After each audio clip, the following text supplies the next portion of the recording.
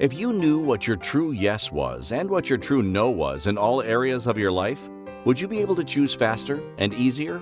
What futures would those choices create? Everyone is capable of connecting to their bodies in a way to have more exuberant and joyful living now and in the future. Now, here is your host of Choosing a Different Future with Siris. Hi, everyone. I'm Siris Raquel Rivas-Verdejo, and you're joining me at Choosing a Different Future with Siris. Thank you for being here. Our topic today is bridging the gap between codependent and co-creative relationships. And if you're just joining us for the first time, this is coming from our listeners. So thank you, listeners. This topic is coming from you, particularly one that asked a question that I'll mention later. I am a family and child coach, and so I actually work with everybody in the family's interests and strengths and gifts so that everyone in the family can thrive.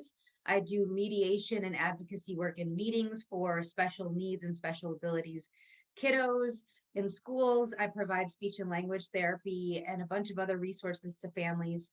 And then on top of that, I am a body and relationship coach. And what that means is that I connect with my body in a way that it awakens different energies in anyone that I'm interacting with.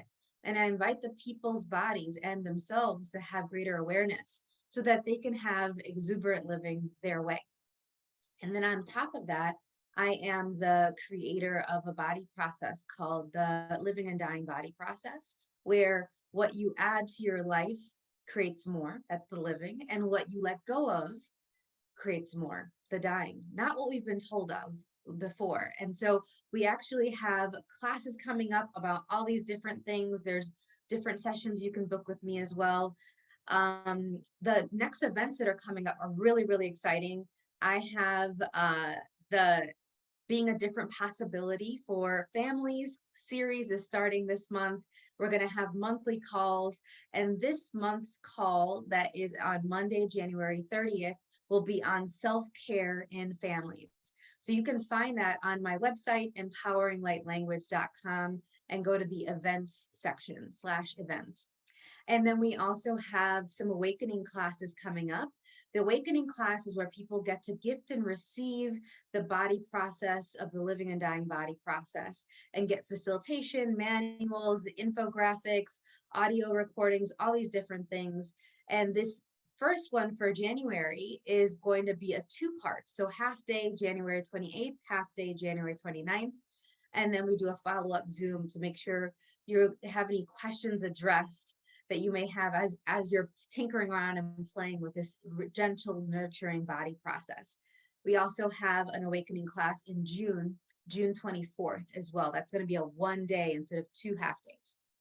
So you can check that out at empoweringlightlanguage.com /living and dying. And then we have the Expansive Energies group. This month's theme, we change the theme every month.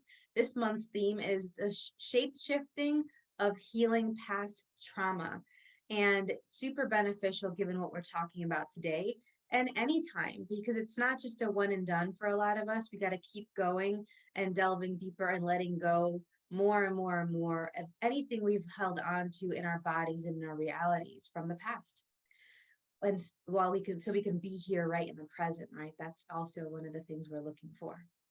The other things to look out for as well is you can go ahead and check us out on the Inspired Choices Network at any time. I got some comments sent in directly, and also there's some comments underneath some of the videos. So one comment that I really loved was someone said, loved listening to JB and Rebecca. I'm reading this on learning to read your body to heal. That was last week's episode. Thanks for listening. The person wrote, it really made me aware of where I had been ignoring the messages my body was telling me. Thank you for having them on this show. Thank you for listening. I'm sure JB and Rebecca will be warm to know that you benefited from their discussion. I will pass the messages on. So thank you. That's great. And what would it be like if more of us listened to our bodies and the messages that it gave us, huh?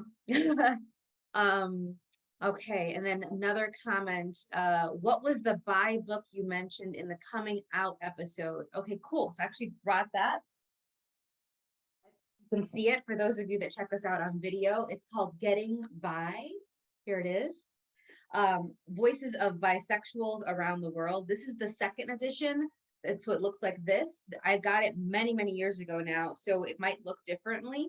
And the authors are Robin Ochs, Ochs, and Sarah E. Rowley.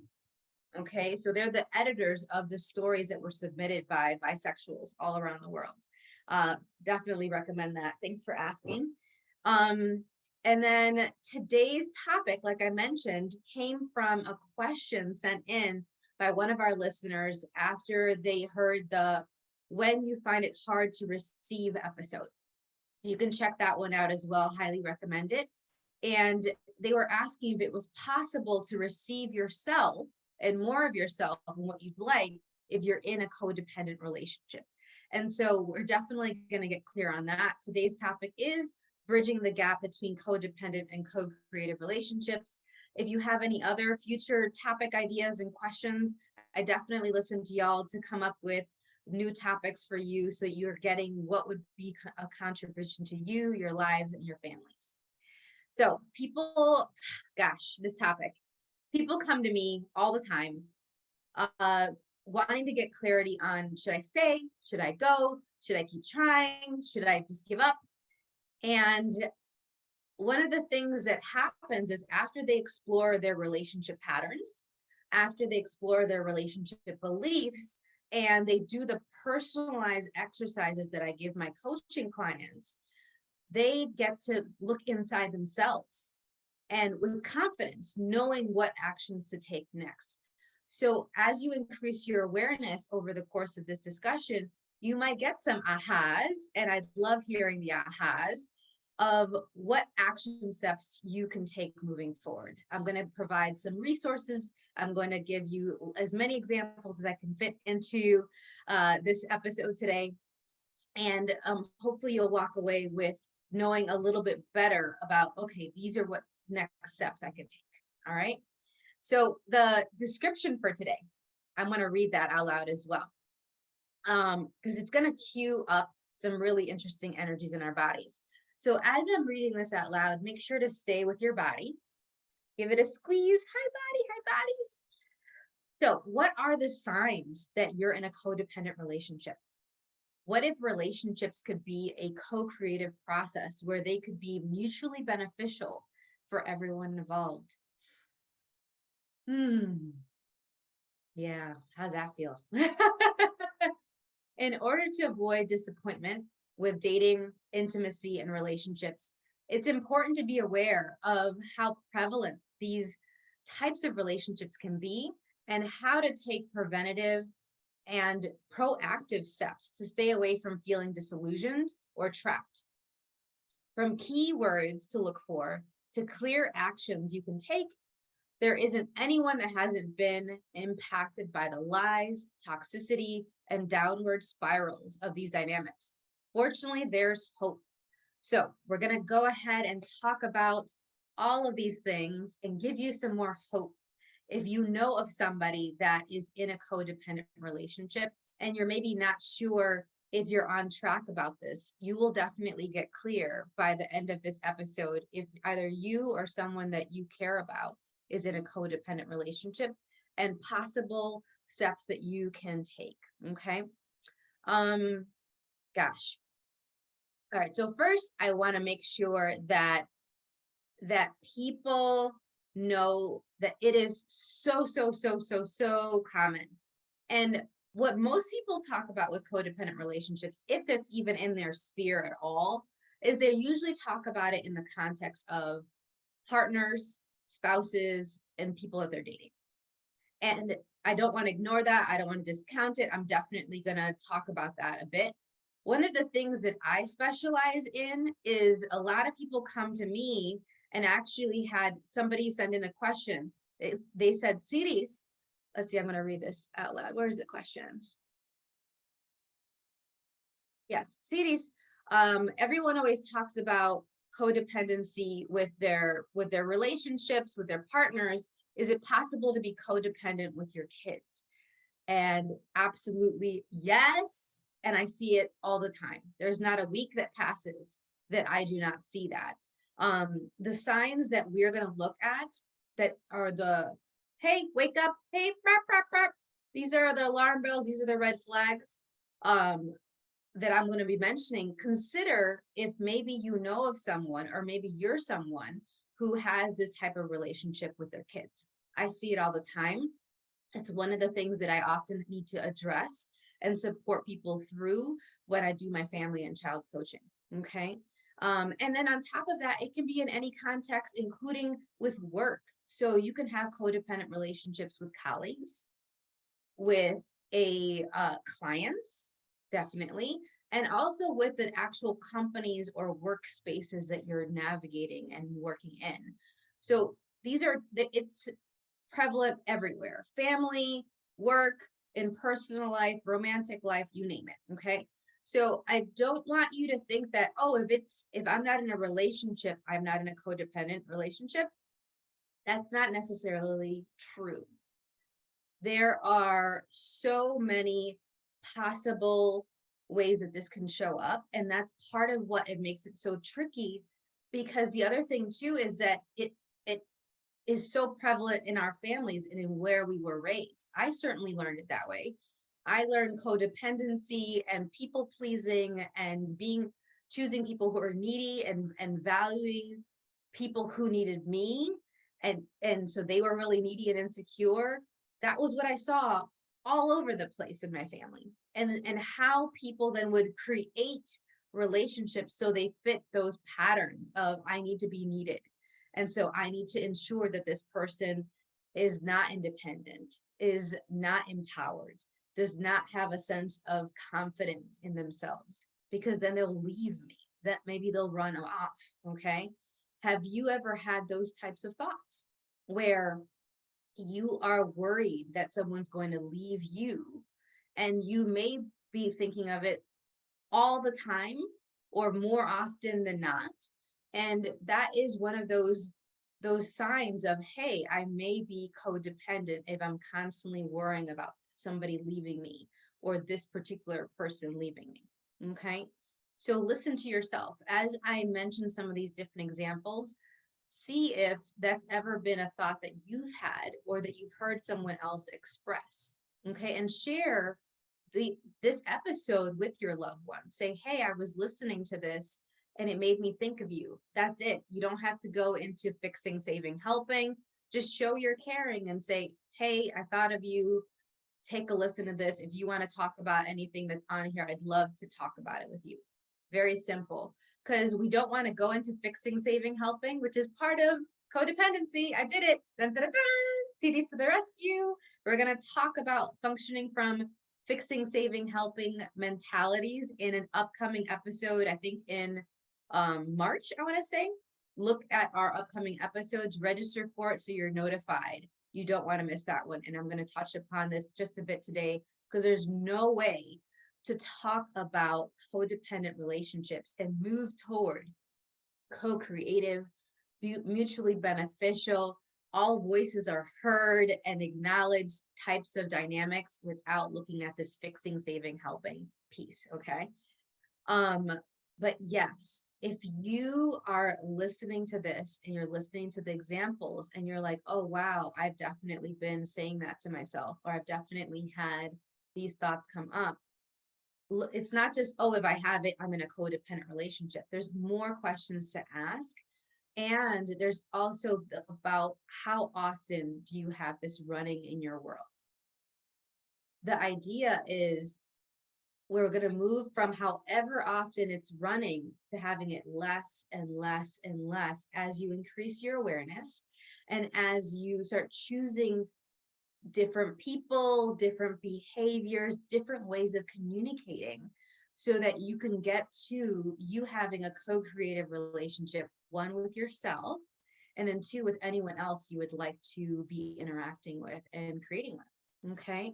So that's what we're going to go to today. I'm super, super excited. So it's time for our first break of the show. When we return, we were going to talk about these warning signs of being in a codependent relationship. You are listening to Choosing a Different Future with Siris, with myself, Siris, on the Inspired Choices Network. And when we return, we will continue to discuss bridging the gap between codependent and co-creative relationships. We'll be right back. Most people haven't been taught how to listen and partner with their bodies in order to create lives that include clarity, pleasure, ease, and connection. Tuning in to Choosing a Different Future with Siris, you'll receive tools, inspiration, and resources on how to use your awareness of bodies and energy to your advantage. Siris is a family and child coach and therapeutic energy worker who will guide you to get clear and acknowledge what's brilliant, magical, and a gift about you.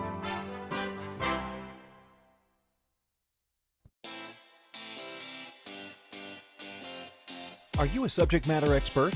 Are you here to share your expertise with an audience waiting to hear from you in only the way you can deliver?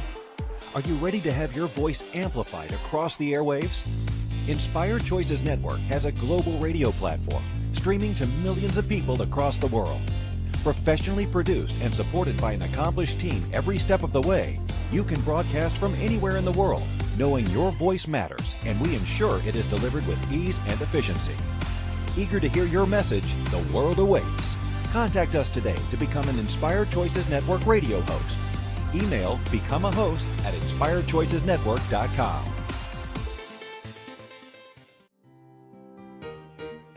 This is the Choosing a Different Future show with Siris. To participate in the program, join the live studio audience in our chat room at inspiredchoicesnetwork.com. Connect with Siris through her website, empoweringlightlanguage.com, or send an email to empoweringlightlanguage@gmail.com. Now, back to the program. Welcome back, everyone. I am Siris Raquel Rivas-Verdejo on Choosing a Different Future with Siris. And today our show topic is bridging the gap between codependent and co-creative relationships. Our show is brought to you by True Science Activated Liquid Collagen. Liquid collagen is different, and it's a different and better supplement. Get real results that you can see and feel. To get $10 off of your first order and to get access to verified and before and after photos, email us at empoweringlightlanguage@gmail.com with the subject line liquid collagen.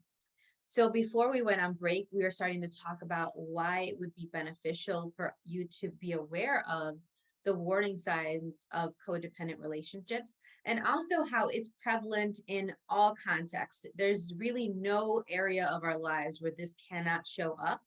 And so it's really important for us to know this key information so we won't be at the effect and be blindsided. Next thing you know, you look up and you're like, how did I get here? How did I get here? And I definitely have woken up in different times of my life and asked myself that question. How in the world am I in this type of relationship right now? How in the world am I in the bathroom crying my eyes out, just feeling so helpless and so alone? How in the world am I here in this car driving, feeling like I am completely don't have any sense of choice? And I'm going to this event that I said I'm going to go to when I have absolutely no interest in going there, but I feel obligated to go. And so I said yes, instead of what my body was telling me and what I would have really loved to have said, which is no, please not something else.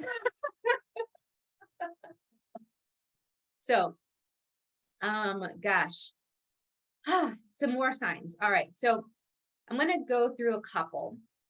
There are tons and tons, like there are books full of this. I'm picking things out, given some of the questions that were sent in and given some of the people that I've worked with and some of those things that we've actually addressed together. But what I do with my clients is I actually go through their different patterns that they've had with their relationships, and I create a personalized plan with them, given those patterns, what they'd like to have instead, and then what are the action steps that they can take that are unique to them for how to get from codependent to co-creative, from feeling hopeless to having hope. Okay, so Do you ever feel responsible for other people's feelings, thoughts, actions, choices? If you do, and you're like, this is on me and I'm responsible. If they're happy, it's that I'm happy. If they're not happy, it's my fault. I have a client that I'm working with right now who is constantly worrying about if her daughter's happy or not. And to the point that I was like, are you happy? What if you were actually an example of happiness to your daughter? And this is an adult daughter that's living in another country.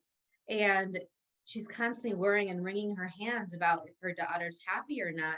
And and I'm constantly asking her, well, not constantly, but pretty often asking her, okay, what would impact your daughter's joy and happiness more? You being miserable and worrying, or you're being happy and her having a model out there knowing, oh, this is possible for me to have this. I have a great model and mentor in my mom. I don't have to worry about my mom on top of me creating this joyful life.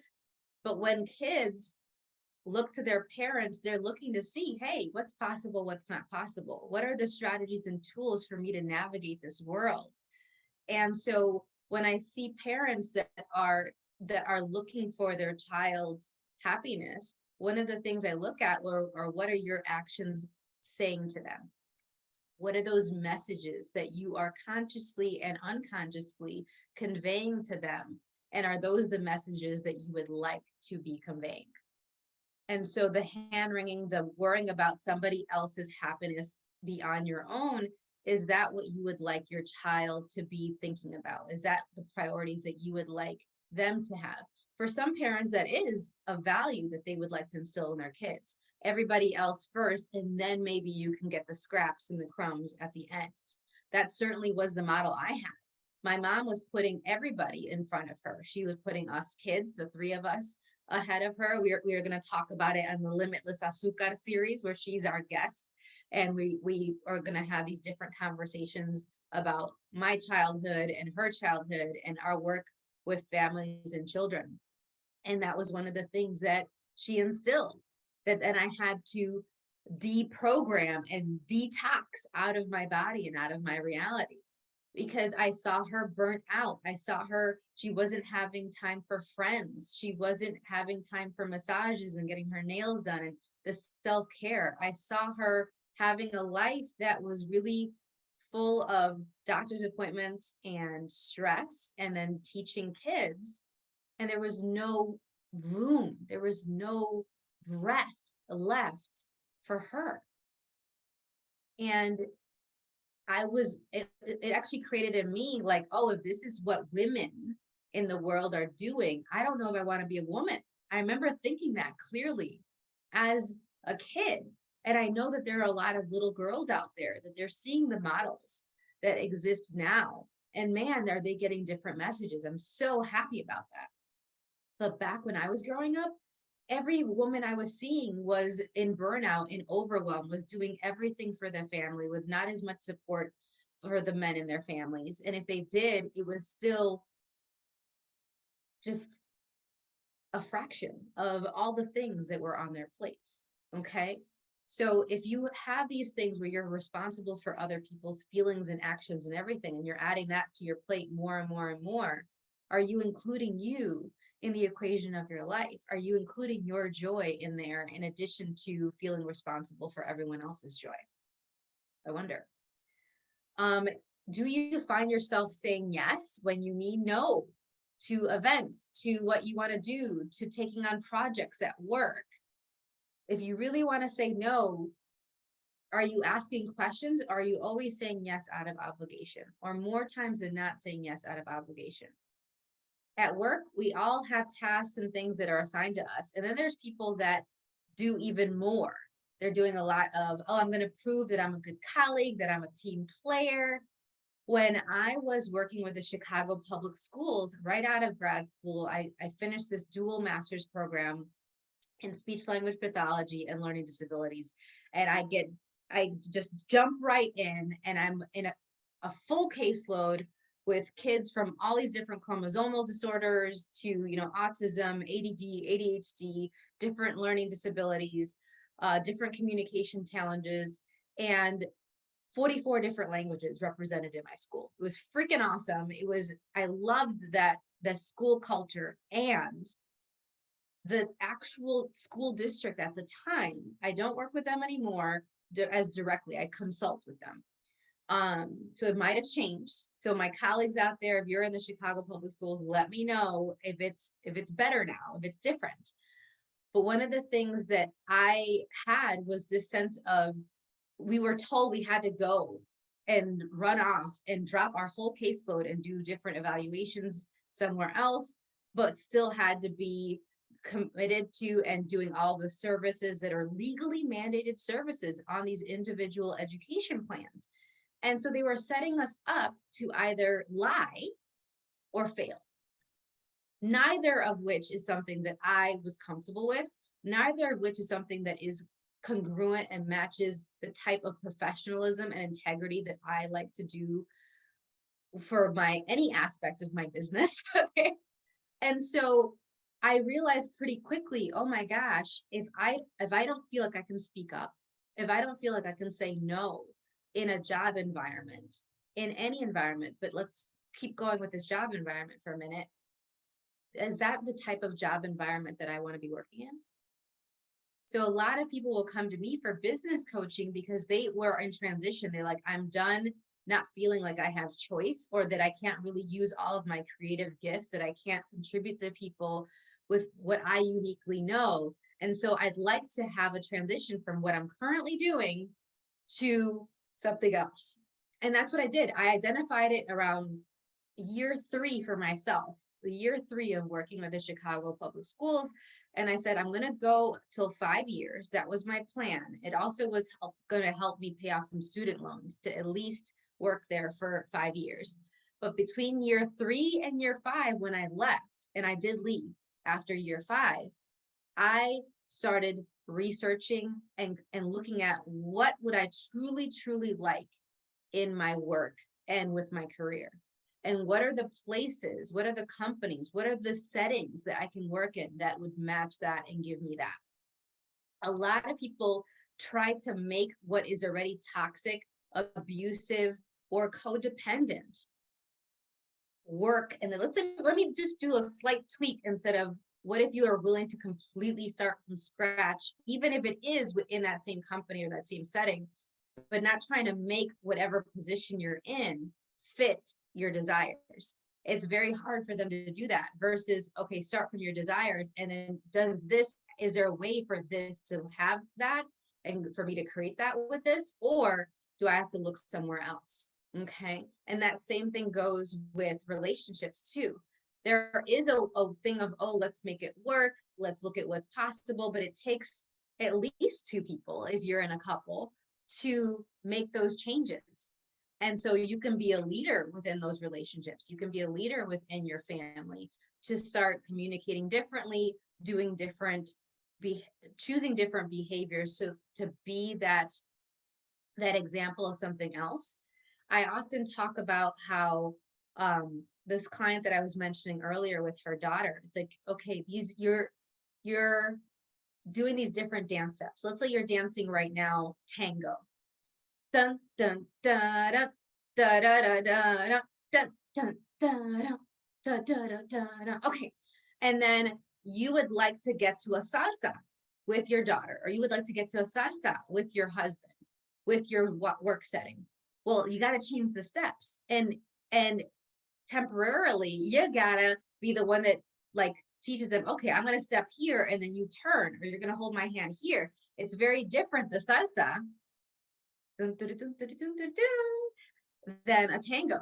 They're both dances. They're both living. They both can be joyful. But it's if salsa is what's really calling to you, there are a lot of things you'd have to change to make it go from a tango to a salsa. Okay. And a lot of that is starting with, okay, do I step first? Or do they step first? Do I step back or do they step back? Am I going to turn to the side? Am I going to, there's so many things. And so one of the things that I'd like for all of us to look at with this is, are we willing to actually do something totally different? Or are we trying to just tweak things and keeping us in the same box of the codependency. Okay. So it's time for our second break, lovelies. Oh my gosh, so much to talk about already. You are listening to Choosing a Different Future with Siris, with myself, Siris, on the Inspired Choices Network. And when we return, we will continue to discuss bridging the gap between codependent and co-creative relationships. We'll be right back. Most people haven't been taught how to listen and partner with their bodies in order to create lives that include clarity, pleasure, ease, and connection. Tuning in to Choosing a Different Future with Siris, you'll receive tools, inspiration, and resources on how to use your awareness of bodies and energy to your advantage. Siris is a family and child coach and therapeutic energy worker who will guide you to get clear and acknowledge what's brilliant, magical, and a gift about you.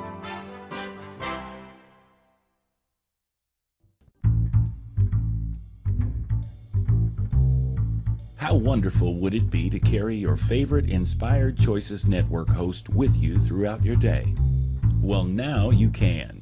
Inspired Choices Network now has its very own mobile app. Our free app offers live streaming shows, along with thousands of podcasts and TV episodes. Our shows cover a wide variety of topics. Whether you're waking up with us, carrying us through the day, and taking us to bed with you, we're always here for you to enjoy. We're easy to find. Just search for Inspired Choices Network in the Apple App Store or Google Play Store. This is the Choosing a Different Future show with Siris. To participate in the program, join the live studio audience in our chat room at inspiredchoicesnetwork.com. Connect with Siris through her website, empoweringlightlanguage.com, or send an email to empoweringlightlanguage@gmail.com. Now, back to the program. Okay, welcome back, everyone. I am Siris Raquel Rivas-Verdejo on Choosing a Different Future with Siris. And today our show topic is bridging the gap between codependent and co-creative relationships. Our show is brought to you by True Science Activated Liquid Collagen. Liquid collagen is a different, better collagen supplement. Get real results that you can see and feel, and to get $10 off your first order and to get access to verified before and after photos, email us at empoweringlightlanguage@gmail.com with the subject line liquid collagen. So before we were on break, we were talking about some of the signs, some of the things to look out for when you are wondering if you or someone that you care about is in a codependent relationship. So the other things to look for is if you're asking, is something wrong with me, or what's wrong with me? If you're blaming yourself for your relationships versus like, oh, we weren't compatible, or, oh, that wasn't a good fit at that job setting. Now I know what I don't like or what's not going to work for me. It's instead of looking at it as a pragmatic, like, oh, I just gathered some more information and now I know things better. If you go into blame and shame and guilt, if those are some of the things you're functioning from often, then you are probably functioning from a codependency in some way. Okay. And maybe some other things like poor self-esteem and confidence. Maybe you're still perpetuating some of the things that you were told as a child. Because remember, we talked about before our break that a lot of these models come from our families. So we've learned how to create codependent relationships from families and friends. And then on top of that, what if we could find models of healthy relationships and see what aspects of those healthy relationships are something that we could institute and have for ourselves? And that's one of the things that I like to look at. So one resource I wanted to mention is called the book, Divorceless Relationships. This book is written by Gary M. Douglas, who is the founder of Access Consciousness, a system of tools that I love and that has been really, really helpful to me. They have about 8,000 tools, and they're in over 150, maybe 170 countries around the world. And in this book, there's a chapter called, What Am I Doing Wrong? And I'm going to read a section of that for you. All right. Innate wrongness is what you usually feel as a child. You know you are wrong, and that somehow it is wrong to be everything you are. What is going on here?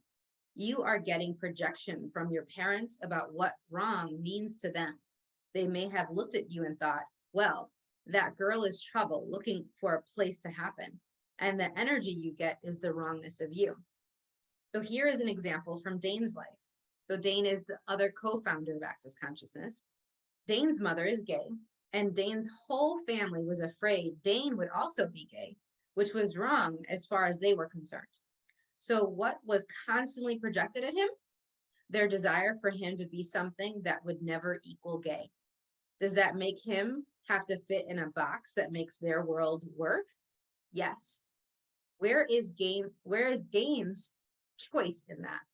Dane's father, his mother, his grandmother, and his whole family took the point of view that, quote unquote, he's definitely not going to be gay. He may be sexual, but he's not going to be gay. So he was allowed to be sexual, but he was not allowed to have choice. He had to put out sexual energy towards every woman that he saw. When someone projects that kind of intensity of point of view on you, you will try to fit into their world instead of having your own. This is not about being gay or straight. This is about how you make yourself wrong, because wherever choice has been eliminated from your world, based on the box your family tried to put you into, which had nothing to do with you, you come up with your being the wrongness of all things.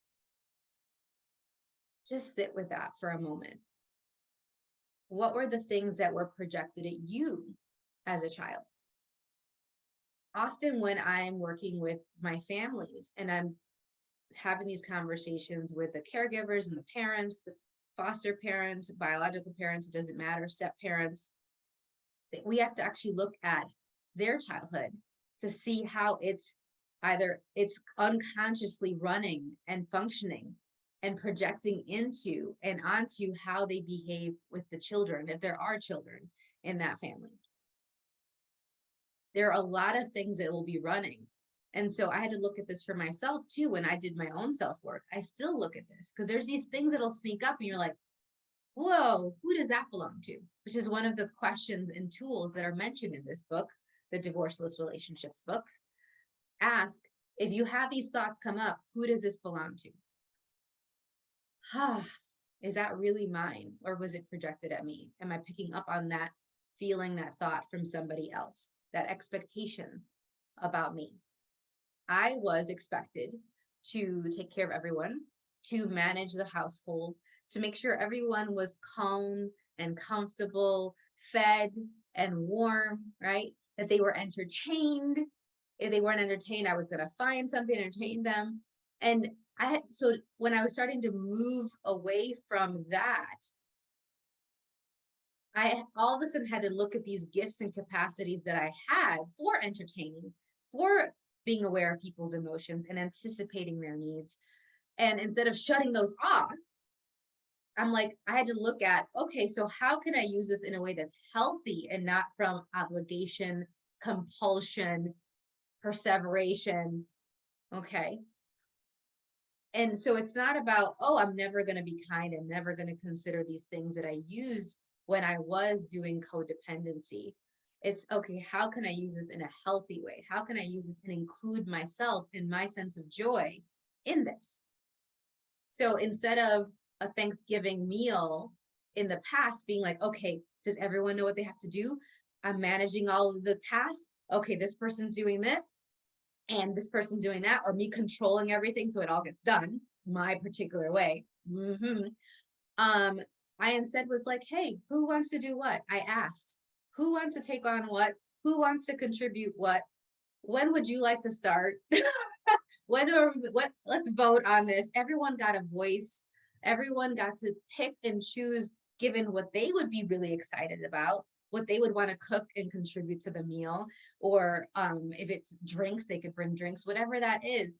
And we got to come all together knowing that we all were a part of co-creatively creating this beautiful moment of bonding, of creating different new memories together, and being adults in a very different way than we ever could have imagined when we were kids. If I had talked to my sister and my brother when we were growing up and would tell them what's going on now, they would have been like, get out of here. That's never going to happen.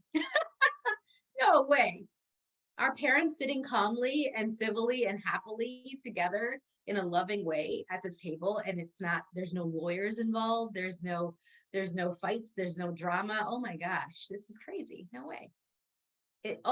No one's yelling, no one's feeling like they have to defend and argue their points of views. Get out of here. What? And this is the things that can change it, that are possible when you look at your codependent patterns and start to eradicate them and eliminate them in order to move towards something more co-creative with your own body and your sense of knowing of what you'd really like to have as your life, versus like, oh, I don't get to have that. I got to make my life about everybody else or about this particular person, these particular few people. Because some people think that, oh, if I'm not a codependent person because I don't do it in all areas of my life. No, it doesn't have to be all or nothing.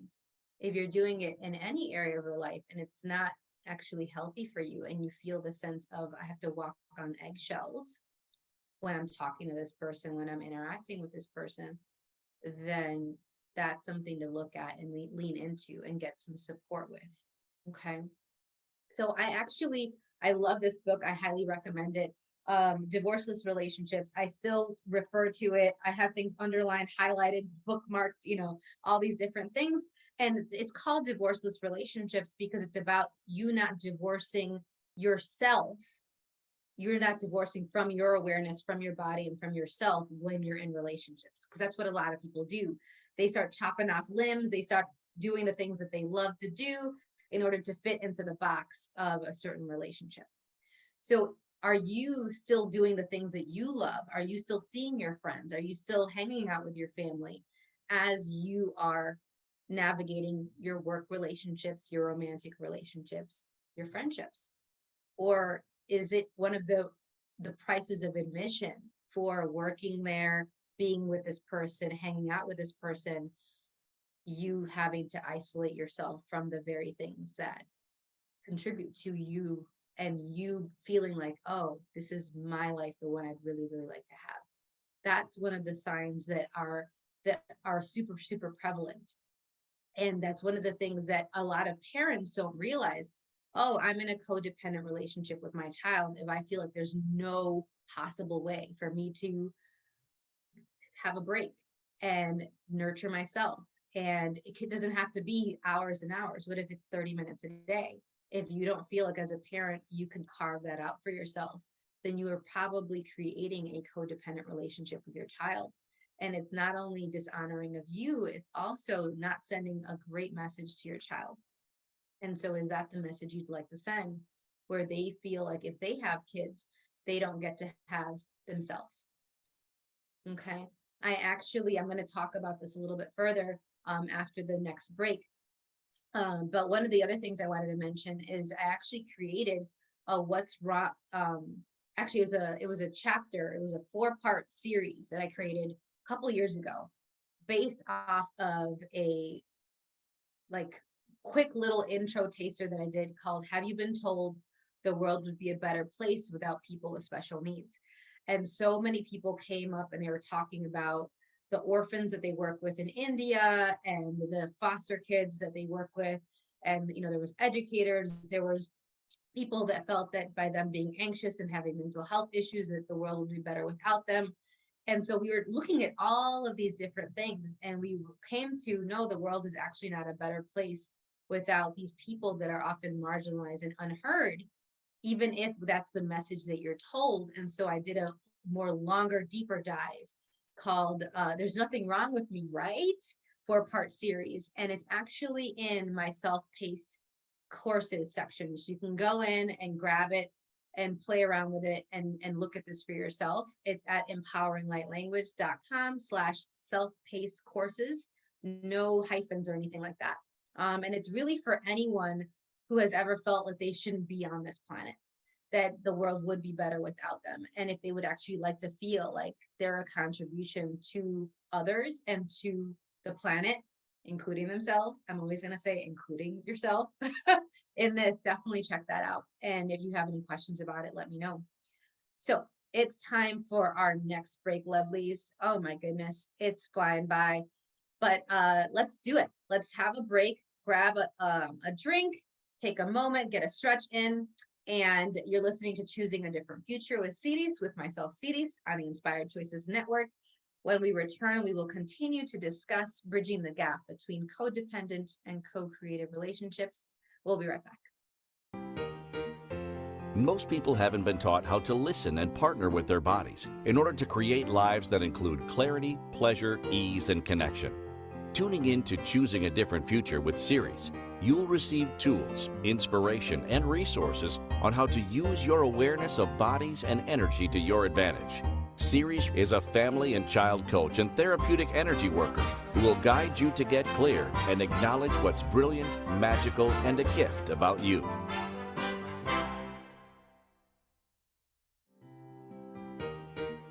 This is the Choosing a Different Future show with Siris. To participate in the program, join the live studio audience in our chat room at inspiredchoicesnetwork.com.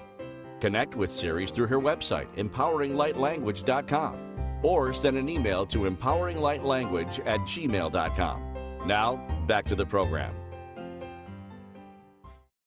Welcome back, everyone. I'm Siris Raquel Rivas-Verdejo on Choosing a Different Future with Siris. And today our show topic is bridging the gap between codependent and co-creative relationships. So before we went on break, we were talking about some of the different things that we can do to actually start moving toward a co-creative relationship. I love the question that was brought up about who does this belong to? The tool that was brought up in the book, Divorceless Relationships, who does this belong to? I also love the Access Consciousness tool, Return to Sender with Consciousness Attached. Sometimes when you're feeling like the sense of obligation, the sense of guilt, and you're like, who does this belong to? It's perfectly valid. I'm working to give myself permission to not feel obligated to do this. It's perfectly valid for me to want to say no, for me to want to do something else, for me to leave this space. And I love using Return to Sender with Consciousness Attached. You either say it out loud or in your head, and anywhere from 3 to 20 times of saying it, you feel lighter and lighter, and you're basically returning those feelings, those thoughts, those emotions, those projections and expectations that were glopped on you from wherever in your life, and you return it to wherever it might have come from. And it's not necessarily who told it to you or projected it at you. It might be the grapevine of where they got it from, and that person got it from somebody else, and that person got it from somebody else, and it's not in your world anymore. So one of the things to look at as well is, are you waiting for permission or approval? That is a sign that you're in a functioning from codependency. Okay.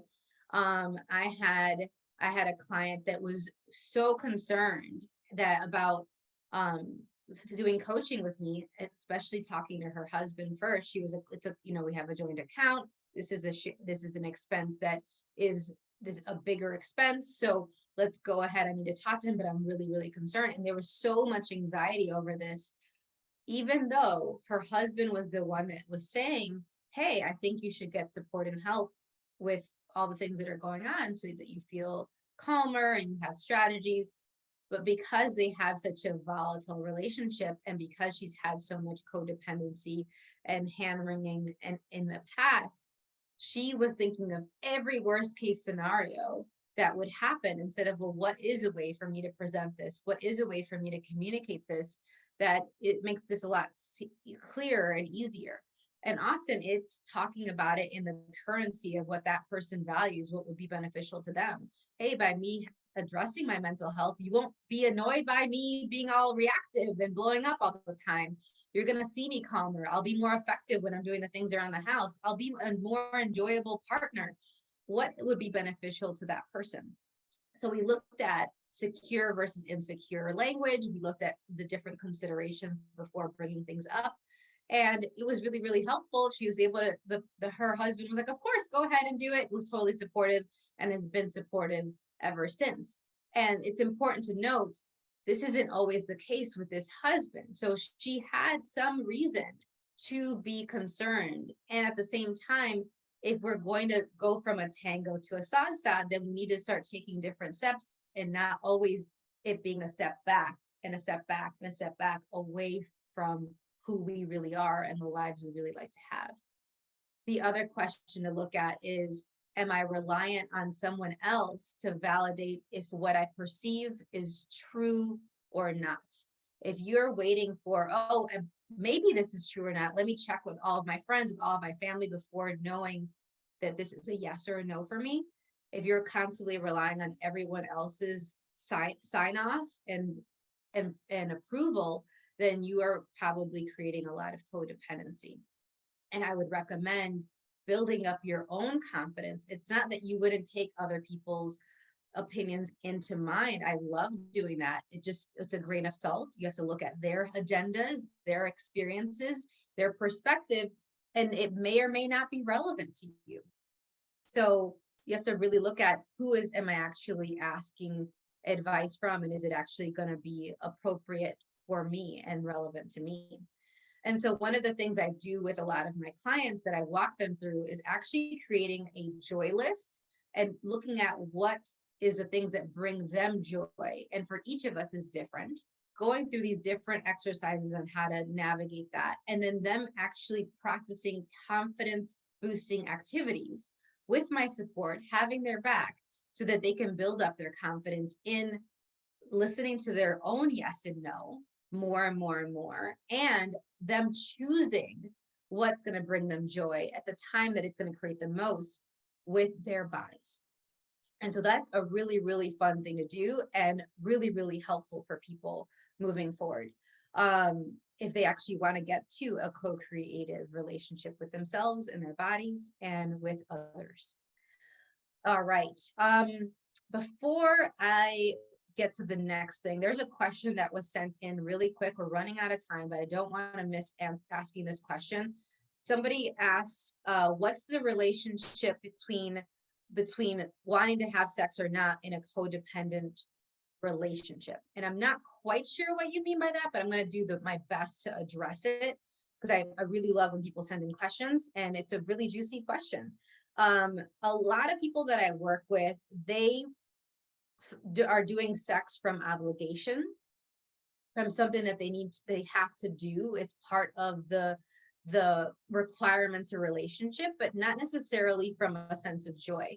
And so if you're ever doing sex and choosing sex because you feel like you have to and you don't really have a choice, then that's a big, big alarm bells, red flag for me, and for you to look at with it to signal to you that you're not only in a codependent relationship, that you may be in an emotionally or sexually abusive one. That's something for you to look at. And if you'd like to have a conversation with me about that, feel free to reach out. But I love that Esther Perel, she is an amazing therapist and coach, and she's been on a lot of different podcasts that I listen to, and I've been checking out her books.